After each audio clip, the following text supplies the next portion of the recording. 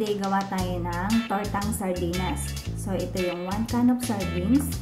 Lalagyan natin ng chopped garlic, chopped onions. Lalagyan natin ng 1 egg.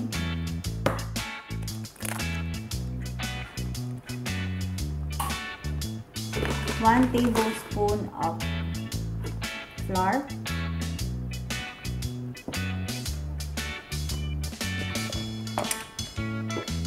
pepper,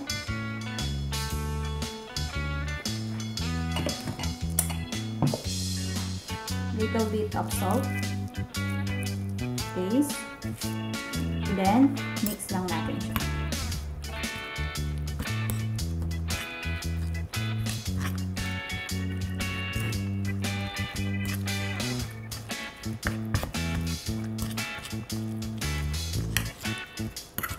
Ayan, na-mix na natin siya. Mabilis lang po itong gawin. Ipiprito lang natin. Masarap din po itong pang-almusal and ginagawa rin po itong patty.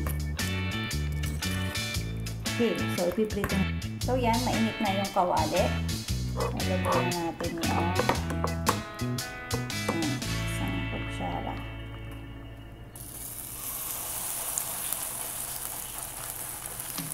Okay, ganyan lang po.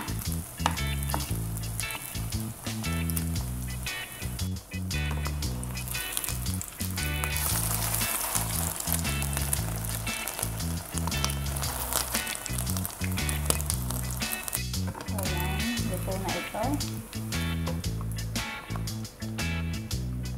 Ito na po yung ating tortang sardinas. So, ready na po para sa ating almusal, palaman sa tinapay, o pang-ulam. So, yun po. Salamat sa manonood.